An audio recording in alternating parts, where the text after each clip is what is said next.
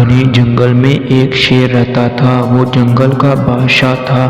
سب جانور اس سے ڈرتے تھے، لیکن شیر کے دل میں ایک عجیب سا خلا تھا۔ اس کا کوئی دوست نہیں تھا، اس لیے وہ ہر وقت اکیلا رہنے سے وہ بہت زیادہ اداس اور پریشان رہتا۔ شیر جنگل کے کنارے پانی پینے گیا تو اس نے ایک خرگوش دیکھا جو کہ زخمی حالت میں تھا اور کانپ رہا تھا۔ شیر نے نرمی سے پوچھا، تم یہاں کیا کر رہے ہو؟ تو خرگوش نے خوفزدہ ہو کر جواب دیا کہ میں ایک شکاری کے جال میں پھنس گیا تھا، بڑی مشکل سے جان بچا کر یہاں آیا۔ شیر نے ہمدردی سے خرگوش کی مدد کی اور اسے اپنی غار میں لے آیا اور سب سے پہلے اس کے زخم صاف کیے اور پھر اسے آرام کرنے کا مشورہ دیا۔ خرگوش آہستہ آہستہ بہتر ہونے لگا اور شیر کے ساتھ وقت گزارنے لگا تو ان کے بیچ گہری دوستی اور خرگوش نے شیر سے کہا کہ تم بہت اچھے ہو،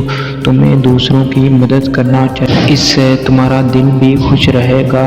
اور شیر نے خرگوش کی بات مان لی اور سب جانوروں کی حفاظت کرنے کا فیصلہ کیا۔ کچھ دن بعد شکاری پھر سے جنگل میں واپس آ گیا تو شیر نے خرگوش کے ساتھ مل کر سب جانوروں کو اس خبر سے آگاہ کیا۔ پھر سب جانور نے مل کر شکاری کو جنگل سے بھگا دیا اور سب جانوروں نے شیر کا بہت زیادہ شکریہ ادا کیا اور سب جانور آپس میں مل جل کر دوست بن کر رہنے لگے۔ شیر کو بھی جب یہ بات معلوم ہو گئی کہ محبت اور دوستی سے دل کے خلا بھر جاتے ہیں تو شیر نے نہ صرف ان کا بادشاہ بلکہ سب جانوروں کا دوست بن گیا اور سب جانور مل کر ہنسی خوشی زندگی گزارنے لگے۔ اس کہانی سے ہمیں یہ سبق ملتا ہے کہ دوسروں کے ساتھ محبت اور مدد کرنے سے نہ صرف دوسرے کا فائدہ ہوتا ہے بلکہ ہمیں خود بھی بہت زیادہ اس کام سے خوشی ملتی ہے۔ اس لیے ہمیں سب کو دوسروں کی مدد کرنی چاہیے، یہی ہمارا فرض ہے۔